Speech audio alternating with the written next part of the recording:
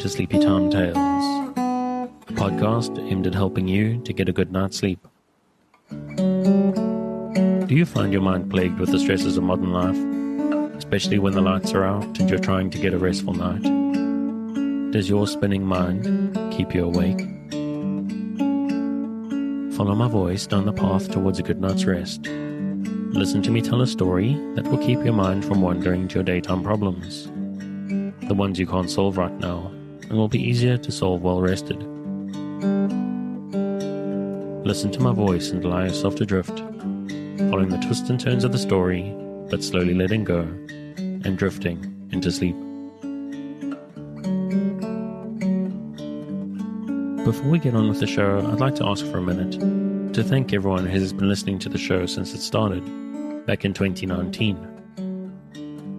Those of you who have been listening, sharing, and supporting the show in many wonderful and kind ways. Whether it's from the start or just very recently, the podcast is still around, thanks to you. If you'd like to support Sleepy Time Tales to help me keep it ad-free and going out to thousands of insomniacs just like you, please consider supporting it on Patreon at patreon.com/sleepytimetales. This is monthly support that not only helps me keep the lights on, but can get you fun bonuses based on how much you contribute. And there are goal-based bonuses that go out to all listeners when we reach those goals. But if monthly seems a big ask, and I don't blame you for thinking that,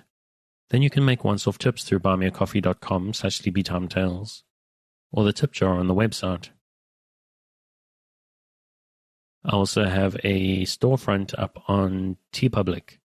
where you can buy some merchandise for Sleepy Time Tales, or even buy stuff from other creators. Things that I thought were pretty cool and in keeping with the sort of aesthetic that I have. Some very nice stuff up there that I think you should take a look at and see if you find it interesting. The link to that is in the show notes as well, or you can go to merch.sleepytimetales.net or store.sleepytimetales.net, and that'll take you straight there as well. But while money is handy, it is after all how I pay for the services I have and the equipment I use and other general expenses. Another huge way to help the show is simply to spread the word. There are a lot of people out there struggling to sleep, so if there's someone you know who's in that boat, maybe just recommend Sleepy Time Tales to them, just tell them about it, and see if it works for them. If you tell people on social media, please make sure to tag me in at Sleepy Time Tales on Instagram or Twitter, so that I can see and I can thank you. And I've gone on long enough, so I just want to give a quick shout out to the music, which as ever is Sweet Night and Friends by Kumiko. The music is available on their website at loyaltyfreakmusic.com and also from the link in the show notes, and it's definitely worth checking out. Thank you very much. Let's get back to the show. So what exactly is Sleepy Time Tales? What is it for? This strange idea, this podcast that you're supposed to fall asleep to? But in the 21st century, lack of sleep is something of a health crisis. And this is a podcast intended to help those that it can to get a restful night. Do you find yourself lying awake at night, mind spinning and emotions in turmoil with anxieties of 21st century life? Do you wake up in the middle of the night and find yourself not quite able to doze back off at 3 a.m.? I'm here to help. My name is Dave, and I'm your narrator, here to help you into a restful night.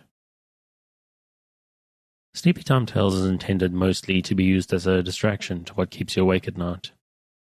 Or maybe sometimes simply background noise, or even just for company. That's why I make these episodes quite long, so that I'm here for you, without any pressure of the end coming. Now, as far as I know, there are a couple of different ways to engage. The primary idea is that it gives you something to focus on, a story or an event that leads you to keep your mind on a specific point, to stop it from spinning out into stress and anxieties, to focus just enough not to resist the embrace of a night's sleep when it comes for you. But maybe your needs are a little bit different. Maybe you're one of those people that just needs some kind of background noise. Some people like white noise, others like the sound of the ocean, wind in the trees, or the rain.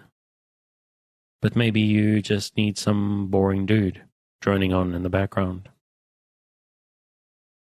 But however you find it helpful to engage with the show, it's important that you don't try force the sleep. Just keep a light mental grip on the thread of the story and allow sleep to come for you.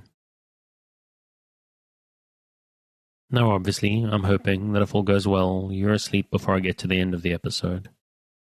But it is important that you don't feel pressurized. If this is your first night, this actually probably won't work for you. I suggest giving it a solid 3 nights try, just to see if you can get used to my voice or my maybe slightly strange accent, or the strangeness of the idea of trusting someone to talk to you in your sleep. Or maybe ultimately one episode just isn't long enough. Maybe you really do need longer, or maybe your problem isn't so much going to sleep. Maybe you wake up in the middle of the night. What I recommend is that you let the podcast run all night. Download a whole bunch of episodes, have them ready and waiting, playlist them, and then when you go to sleep, hit the button to start and sit back and let the voice run. And that way, if the stream is still running when you find yourself awake at 3 a.m., you can just pop your earbuds in and allow yourself to go straight back to sleep again.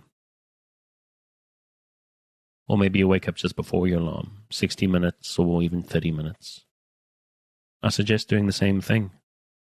And it may sound strange. What's the point of an extra 60 minutes or even 30 minutes of sleep? But I've had people actually email me and thank me for suggesting this to them. Because there is something, I don't know what it is, that it just adds a whole new level to the sense of relaxation you get when you fall asleep right before the alarm. But however you're engaging with the show, whether it's early in the night, middle of the night, early in the morning, or right before the alarm, it is important that you try to relax. If you're new to the show and prone to late nights lying staring at the ceiling, this will probably seem strange to you. So give it a chance. Because I'm here to work with you, to create a safe space, a cocoon in which you can curl up and allow nature to take its course. So if you're still with me, thank you for staying. If you're ready to sleep, we'll chat again soon. And of course you aren't hearing me, except maybe in a dream. This week, we return to Cosmos, a sketch of the Physical Description of the Universe, Volume 1, by Alexander von Humboldt. Not to weary the reader with the details of the phenomena which I long since endeavored graphically to represent, I will here limit myself to the consideration of a few of the general results, whose combination constitutes the physical delineation of the torrid zone. That which in the vagueness of our page 34 impressions loses all distinctness of form, like some distant mountain shrouded from view by a veil of mist, is clearly revealed by the light of mind, which by its scrutiny into the causes of phenomena learns to resolve and analyze their different elements, assigning to each its individual character. Thus, in the sphere of natural investigation, as in poetry and painting, the delineation of that which appeals most strongly to the imagination derives its collective interest from the vivid truthfulness with which the individual features are portrayed. The regions of the torrid zone not only give rise to the most powerful impressions by their organic richness and their abundant fertility, but they likewise afford the inestimable advantage of revealing to man, by the uniformity of the variations of the atmosphere and the development of vital forces, and by the contrasts of climate and vegetation exhibited at the different elevations, the invariability of the laws that regulate the course of the heavenly bodies, reflected as it were in terrestrial phenomena. Let us dwell then for a few moments on the proofs of this regularity, which is such that it may be submitted to numerical calculation and computation. In the burning plains that rise but little above the level of the sea, reign the families of the banana, the sires, and the palm, of which the number of species comprised in the flora of tropical regions has been so wonderfully increased in the present day by the zeal of botanical travellers. To these groups succeed, in the alpine valleys and the humid and shaded clefts of the slopes of the Cordilleras, the tree ferns, whose thick cylindrical trunks and delicate lace-like foliage stand out in bold relief against the azure of the sky, and the cinchona, from which we derive the febrifuge bark. The medical strength of this bark is said to increase in proportion to the degree of moisture imparted to the foliage of the tree by the light mists which form the upper surface of the clouds resting over the plains. Everywhere around, the confines of the forest are encircled by broad bands of social plants, as the delicate Aralia, the Thibaudia, and the myrtle-leaved Andromeda, while the alpine rose, the magnificent Befaria, weaves a purple girdle around the spiry peaks. In the cold regions of the Paramos, which is continually exposed to the fury of storms and winds, we find that flowering shrubs and herbaceous plants, bearing large and variegated blossoms, have given place to monocotyledons, whose slender spikes constitute the sole covering of the soil. This is the zone of the P35 grasses, one vast savanna extending over the immense mountain plateau, and reflecting a yellow, almost golden tinge to the slopes of the Cordilleras, on which graze the llama and the cattle domesticated by the European colonist. Where the naked trachyte rock pierces the grassy turf and penetrates into those higher strata of air which are supposed to be less charged with carbonic acid, we meet only with plants of an inferior organization, as lichens, lacideas, and the brightly colored, dust-like Lepraria, scattered around in circular patches. Islets of fresh-fallen snow, varying in form and extent, arrest the last feeble traces of vegetable development, and to these succeeds the region of perpetual snow, whose elevation undergoes but little change, and may be easily determined. It is but rarely that the elastic forces at work within the interior of our globe have succeeded in breaking through the spiral domes, which, resplendent in the brightness of eternal snow, crown the summits of the Cordilleras, and even where these subterranean forces have opened a permanent communication with the atmosphere, through circular craters or long fissures, they rarely send forth currents of lava, but merely eject ignited scoriae, steam, sulphureted hydrogen gas, and jets of carbonic acid. In the earliest stages of civilization, the grand and imposing spectacle presented to the minds of the inhabitants of the tropics could only awaken feelings of astonishment and awe. It might perhaps be supposed, as we have already said, that the periodical return of the same phenomena, and the uniform manner in which they arranged themselves in successive groups, would have enabled man more readily to attain to a knowledge of the laws of nature. But as far as tradition and history guide us, we do not find that any application was made of the advantages presented by these favored regions. Recent researchers have rendered it very doubtful whether the seat of Hindu civilization, one of the most remarkable phases in the progress of mankind, was actually within the tropics. Ariana Vedu, the ancient cradle of the Zend, was situated to the northwest of the upper Indus, and after the great religious schism, that is to say, after the separation of the Iranians from the Brahmical institution, the language that had previously been common to them and to the Hindus, assumed among the latter people, together with the literature, habits, and conditions of society, an individual form in the Magadha of Madhya Desa,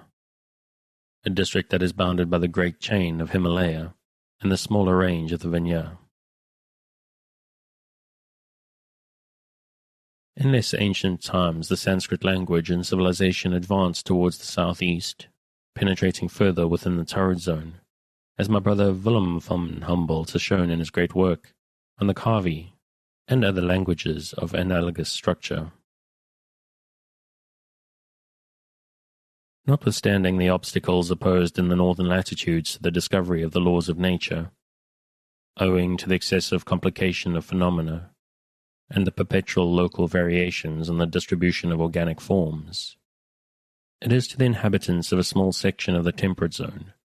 that the rest of mankind owe the earliest revelation of an intimate and rational acquaintance with the forces governing the physical world. Moreover, it is from the same zone, which is apparently more favorable to the progress of reason, the softening of manners and the security of public liberty,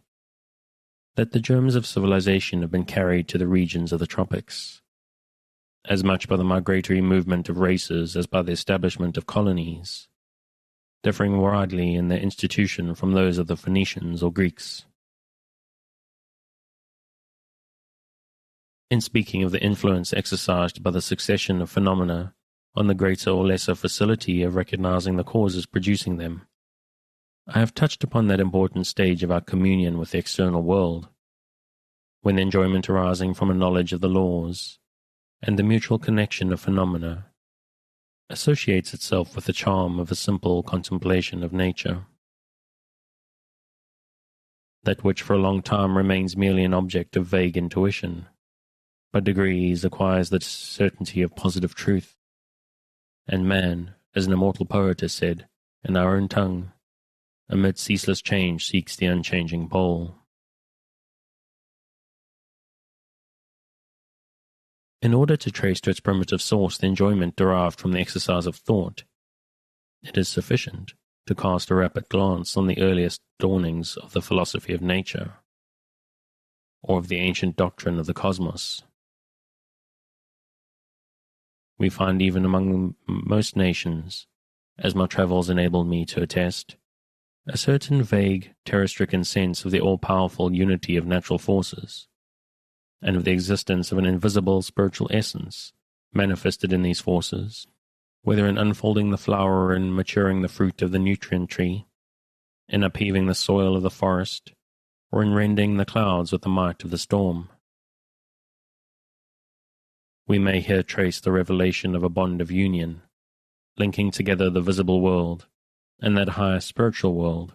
which escapes the grasp of senses. The two become unconsciously blended together, developing in the mind of man as a simple product of ideal conception, and independently of the aid of observation, the first germ of a philosophy of nature.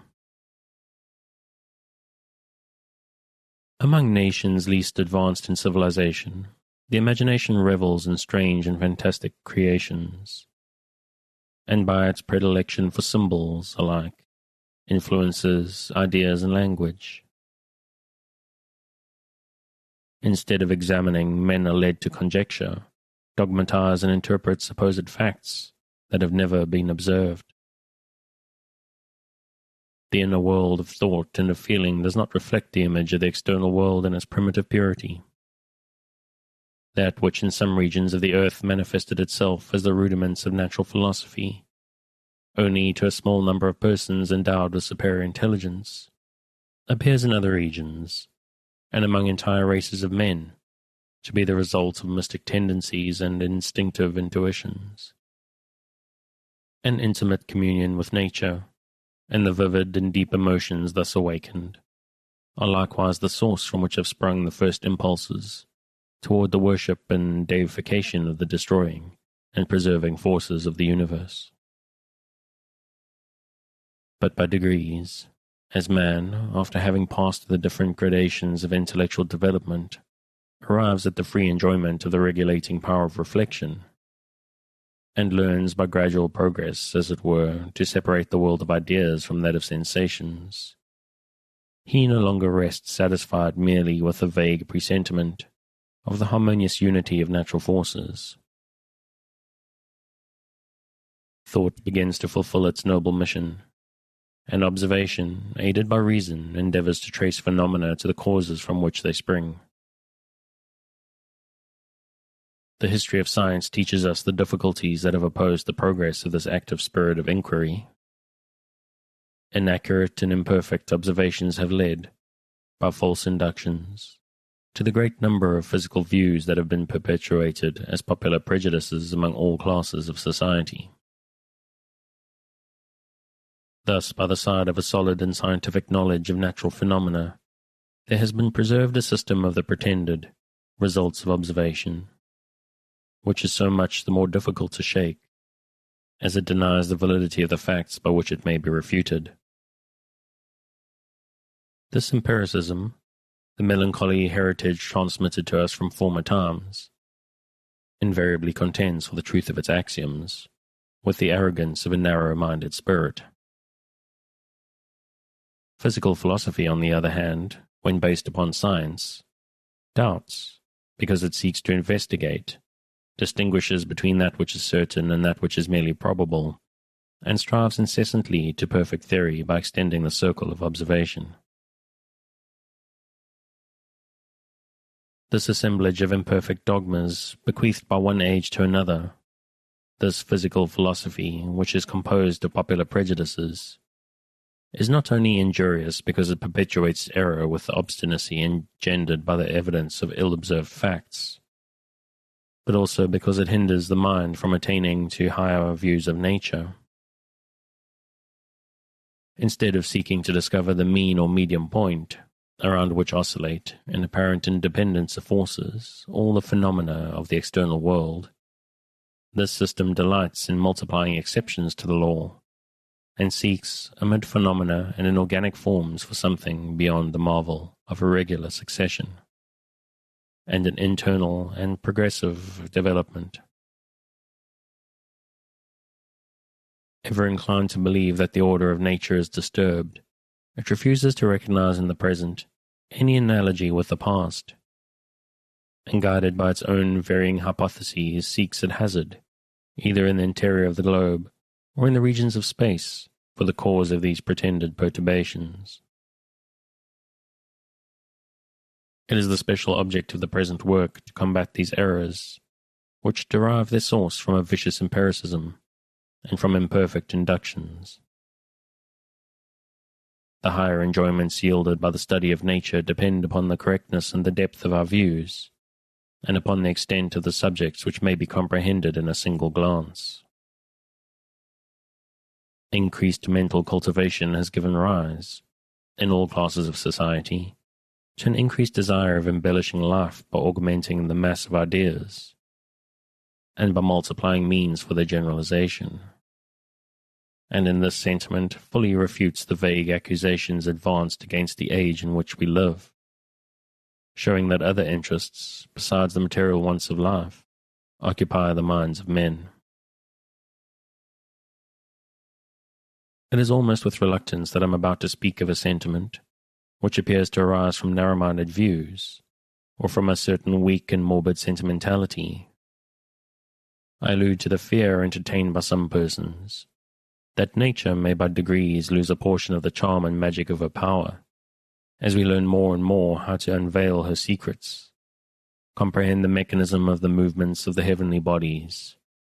and estimate numerically the intensity of natural forces. It is true that, properly speaking, the forces of nature can only exercise a magical power over us, as long as their action is shrouded in mystery and darkness,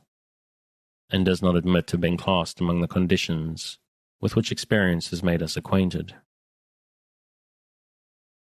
The effect of such a power is, therefore, to excite the imagination, but that, assuredly, is not the faculty of mind we would evoke to preside over the laborious and elaborate observations by which we strive to attain to knowledge of the greatness and excellence of the laws of the universe. The astronomer who, by the aid of the heliometer, or a double refracting prism, determines the diameter of planetary bodies, who measures patiently year after year the meridian altitude and the relative distance of stars, or who seeks a telescopic comet in a group of nebulae, does not feel his imagination more excited, and this is the very guarantee of the precision of his labors. than the botanist who counts the divisions of the calyx, or the number of stamens in a flower, or examines the connected or the separate teeth of the peristoma surrounding the capsule of a moss. Yet the multiplied angular measurements on the one hand, and the detail of organic relations on the other, alike aid in preparing the way for the attainment of higher views of the laws of the universe.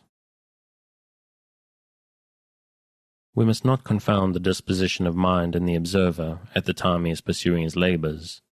with the ulterior greatness of the views resulting from the investigation and the exercise of thought. The physical philosopher measures with admirable sagacity the waves of light, of unequal length by which interference mutually strengthen or destroy each other, even with respect to their chemical actions. The astronomer, armed with powerful telescopes, penetrates the regions of space, contemplates on the extremest confines of our solar system, the satellites of Uranus, or decomposes faintly sparkling points into double stars differing in color. The botanist discovers the constancy of the gyratory motion of the chara in the greater number of vegetable cells, and recognizes in the genera and natural families of plants the intimate relations or organic forms. The vault of heaven studded with nebulae and stars, and the rich vegetable mantle that covers the soil in the climate of palms, cannot surely fail to produce on the minds of those laborious observers of nature an impression more imposing and more worthy of the majesty of creation than on those who are unaccustomed to investigate the great mutual relations of phenomena. I cannot, therefore, agree with Burke when he says, "It is our ignorance of natural things that causes all our admiration, and chiefly excites our passions." While the illusion of the senses would make the stars stationary in the vault of heaven, astronomy, by her aspiring labors, has assigned indefinite bounds to space. And if she have set limits to the great nebulae with which our solar system belongs, it has only been to show us in those remote regions of our optic powers, islets on islets of scattered nebulae. The feeling of the sublime, so far in it as it arises from contemplation of the distance of stars, of their greatness and physical extent, reflects itself in the feeling of the infinite, which belongs to another sphere of ideas, included in the domain of mind. The solemn and imposing impressions excited by the sentiment are owing to the combination of which we have spoken, and to the analogous character of the enjoyment and emotions awakened in us, whether we float on the surface of the great deep, stand on some lonely mountain summit enveloped in the half-transparent vapory veil of the atmosphere, or by the aid of powerful optical instruments, scan the regions of space and see the remote nebulous mass resolve itself into worlds of stars. The mere accumulation of unconnected observations of details, devoid in generalization of ideas, may doubtlessly have tended to create and foster the deeply rooted prejudice that the study of the exact sciences must necessarily chill the feelings and diminish the nobler enjoyments attendant upon contemplation of nature. Those who still cherish such erroneous views in the present age, and amid the progress of public opinion and the advancement of all branches of knowledge, fail in duly appreciating the value of every enlargement of the sphere of intellect, and the importance of the detail of isolated facts in leading us on to general results. The fear of sacrificing the free enjoyment of nature, under the influence of scientific reasoning, is often associated with an apprehension that every mind may not be capable of grasping the truths of the philosophy of nature. It is certainly true that in the midst of the universal fluctuation of phenomena and vital forces, in that inextricable network of organisms by turns developed and destroyed, each step that we make in the more intimate knowledge of nature leads us to the entrance of new labyrinths. But the excitement produced by presentiment of discovery the vague intuition of the mysteries to be unfolded, and the multiplicity of the paths before us, all tend to stimulate the exercise of thought in every stage of knowledge. The discovery of each separate law of nature leads to the establishment of some other more general law, or at least indicates to the intelligent observer its existence. Nature, as a celebrated physiologist has defined it, and the word was interpreted by the Greeks and Romans, is that which is ever growing and ever unfolding itself in new forms. The series of organic types becomes extended or perfected in proportion as hitherto unknown regions are laid open to our view by the labors and researches of travelers and observers, as living organisms are compared with those which have disappeared in the great revolutions of our planet, and as microscopes are made more perfect and are more extensively and efficiently employed. In the midst of this immense variety and this periodic transformation of animal and vegetable productions, we see incessantly revealed the primordial mystery of all organic development, that some great problem of metamorphosis which has been treated with more than common sagacity, and to the solution of which man is urged by his desire of reducing vital forms to the smallest number of fundamental types. As men contemplate the riches of nature, and see the mass of observations incessantly increasing before them, they become impressed with the intimate conviction that the surface and the interior of the earth, and the depths of the ocean, and the regions of air, will still, when thousands and thousands of years have passed away, open to the scientific observer untrodden paths of discovery. The regret of Alexander cannot be applied to the progress of observation and intelligence. General considerations, whether they treat of the agglomeration of matter in the heavenly bodies, of the geographical distribution of terrestrial organisms, are not only in themselves more attractive than special studies, but they also afford superior advantages to those who are unable to devote much time to occupations of this nature. The different branches of the study of natural history are only accessible in certain positions of social life, and do not, at every season and in every climate, present like enjoyments. Thus, in the dreary regions of the north, man is deprived for a long period of the year of the spectacle presented by the activity of the productive forces of organic nature. And if the mind be directed to one sole class of objects, the most animated narratives of voyages in distant lands will fail to interest and attract us, if they do not touch upon the subjects to which we are most partial. As the history of nations, if it were always able to trace events to their true causes, might solve the ever-recurring enigma of the oscillations experienced by the alternatively progressive and retrograde movement of human society, so might also the physical description of the world, the science of the cosmos, if it were grasped by a powerful intellect, and based upon a knowledge of all the results of discovery up to a given period,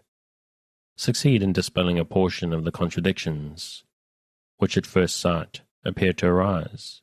from the complication or phenomena and the multitude of the perturbations simultaneously manifested.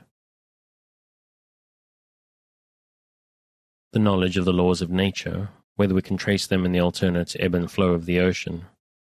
in the measured path of comets, or in the mutual attractions of multiple stars, alike increases our sense of the calm of nature,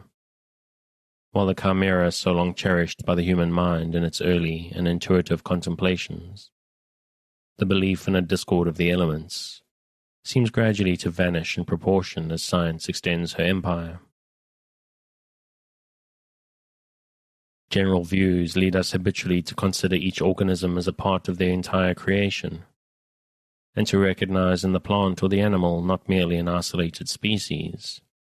but a form linked in the chain of being to other forms, either living or extinct. They aid us in comprehending the relations that exist between the most recent discoveries and those which have prepared the way for them. although fixed to one point of space, we eagerly grasp at a knowledge of that which has been observed in different and far distant regions. We delight in tracking the course of the bold mariner through seas of polar ice, or in following him to the summit of that volcano of the Antarctic pole, whose fires may be seen from afar, even at midday.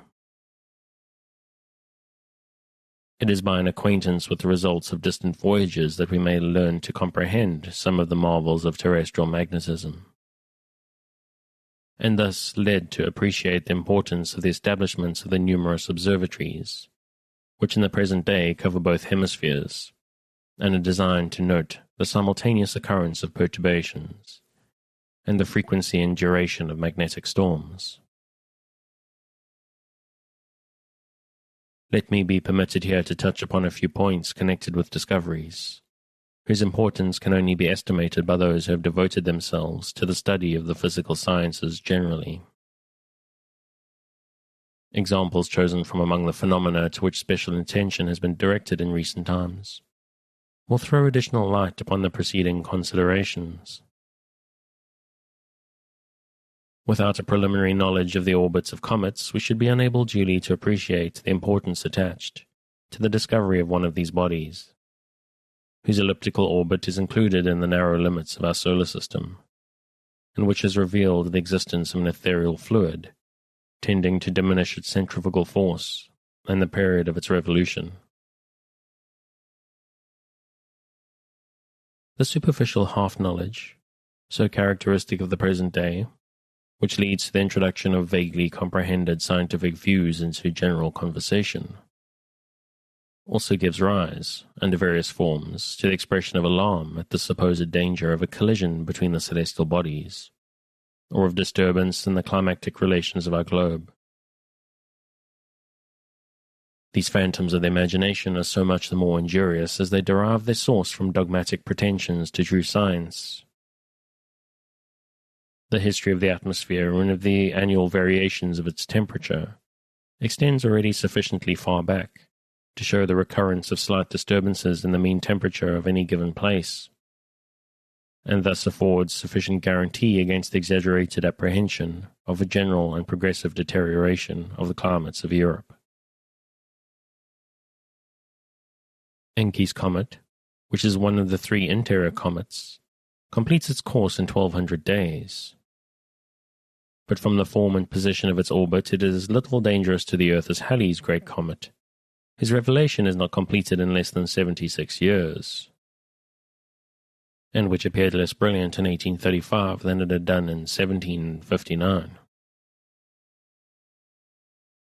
The interior comet of Biela intersects the Earth's orbits, it is true, but it can only approach our globe when the proximity to the Sun coincides with our winter solstice. The quantity of heat received by a planet, and whose unequal distribution determines the meteorological variations of its atmosphere, depends alike upon the light engendering force of the Sun, that is to say, upon the condition of its gaseous coverings, and upon the relative position of the planet in the central body. There are variations, it is true, which, in obedience to the laws of universal gravitation, affect the form of the Earth's orbit and the inclination of the ecliptic, that is, the angle which the axis of the Earth makes with the plane of its orbit. But these periodical variations are so slow, and are restricted within such narrow limits,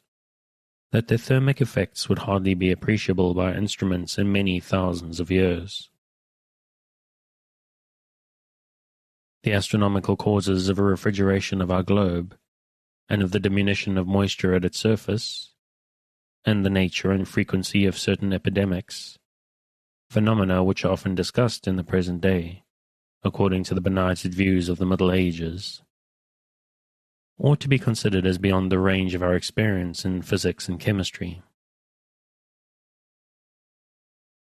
Physical astronomy presents us with other phenomena,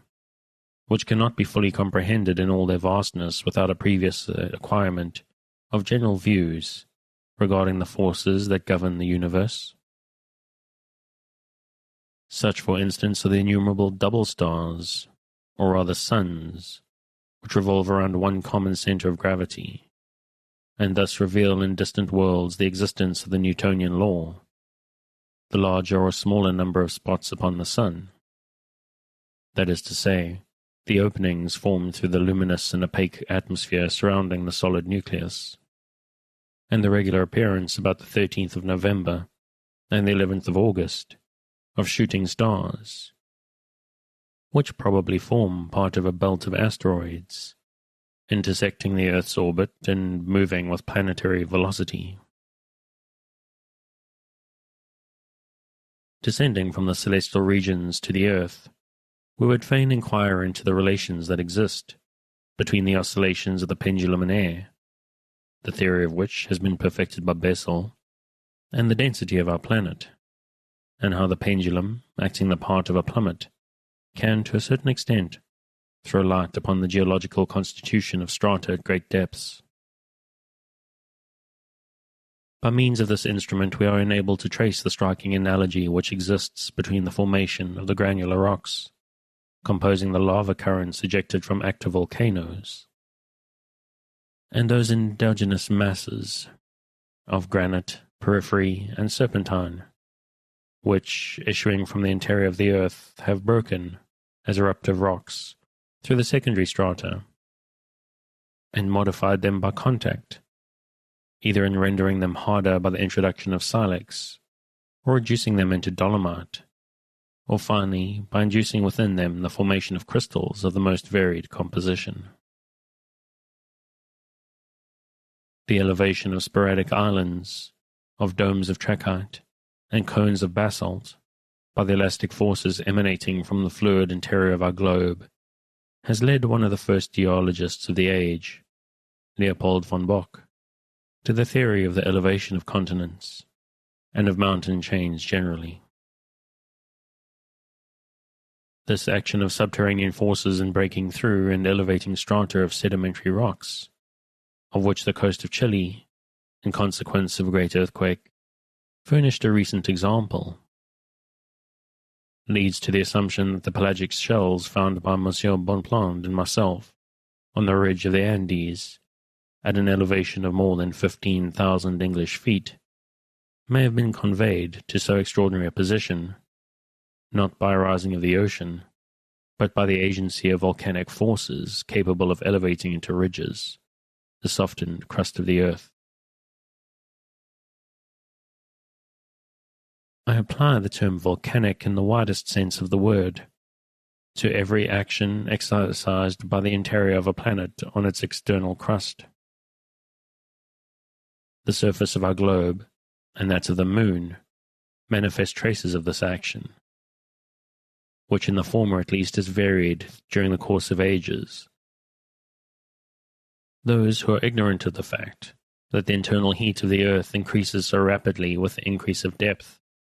that granite is in a state of fusion about 20 or 30 geographical miles below the surface, cannot have a clear conception of the causes,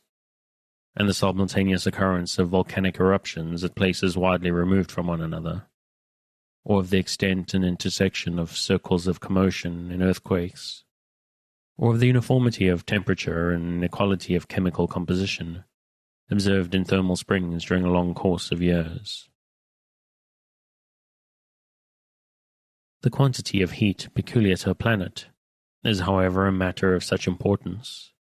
being the result of its primitive condensation and varying according to the nature and duration of the radiation, that the study of this subject may throw some degree of light on the history of the atmosphere, and the distribution of the organic bodies embedded in the solid crust of the earth. This study enables us to understand how a tropical temperature, independent of latitude, that is, of the distance from the poles, may have been produced by deep fissures remaining open and exhaling heat from the interior of the globe, at a period when the earth's crust was still furrowed and rent, and only a state of semi-solidification. And a primordial condition is thus revealed to us, in which the temperature of the atmosphere, and climates generally, were owing rather to a liberation of caloric and of different gaseous emanations. That is to say, rather to the energetic reaction of the interior on the exterior, than to the position of the Earth with respect to the central body, the Sun. The cold regions of the Earth contain, deposited in sedimentary strata, the products of tropical climates. Thus, in the coal formations we find the trunks of palms standing upright, amid conifers, tree ferns, goniatites, and fishes, having rhomboidal osseous scales, in the Jura limestone. Colossal skeletons of crocodiles, plesiosauri, planulites, and stems of the cycadae, in the chalk formations. Small polythelmia and bryozoa, whose species still exist in our seas, in Tripoli or polishing slate. In the semi-opal and the farina-like opal or mountain meal, agglomerations of Silicaris infusoria, which have been brought to light by the powerful microscope of Ehrenberg. And lastly, in transported soils and in certain caves, the bones of elephants, hyenas, and lions. An intimate acquaintance with the physical phenomena of the universe leads us to regard the products of warm latitudes that are thus found in a fossil condition in northern regions, not merely as incentives to barren curiosity, but as subjects awakening deep reflection and opening new sources of study. The number and the variety of the objects I have alluded to give rise to the question whether general considerations of physical phenomena can be made sufficiently clear to persons who have not acquired a detailed and special knowledge of descriptive and natural history, geology, or mathematical astronomy. I think we ought to distinguish here between him whose task it is to collect the individual details of various observations, and study the mutual relations existing among them, and him to whom these relations are to be revealed, under the form of general results. The former should be acquainted with the specialities of phenomena, that he may arrive at a generalization of ideas as the result, at least in part, of his own observations, experiments, and calculations. It cannot be denied that where there is an absence of positive knowledge of physical phenomena, the general results which impart so great a charm to the study of nature cannot all be made equally clear and intelligible to the reader. But still I venture to hope that in the work which I am now preparing on the physical laws of the universe, the greater part of the facts advanced can be made manifest without the necessity of appealing to fundamental views and principles. The picture of man thus drawn, notwithstanding the want of distinctness of some of its outlines, will not be the less able to enrich the intellect, enlarge the sphere of ideas, and nourish and vivify the imagination. There is perhaps some truth in the accusation advanced against many German scientific works, that they lessen the value of general views by an accumulation of detail, and do not sufficiently distinguish between those great results, which form, as it were, the beacon lights of science, and the long series of means by which they have been attained. This method of treating scientific subjects led the most illustrious of our poets to exclaim with impatience, "The Germans have the art of making science inaccessible." An edifice cannot produce a striking effect until the scaffolding is removed that had of necessity been used during its erection. And on that note, I'm going to call it a night. As always, if you'd like to read on your own, you can find the original work on Project Gutenberg at the link in the show notes. Thanks again for joining me on this episode of Sleepytime Tales, the podcast designed around a bedtime story to help you to get a restful night. New episodes are released every Sunday night to give you something fresh to help you rest in a new week. But make sure to subscribe in whatever service you use so that you can get the new episodes whenever they come out. A reminder that the music for tonight is Sweet Night and Friends by Kumiko. Check out more of their work on their website, which you'll find linked in the show notes. Good night and sweet dreams.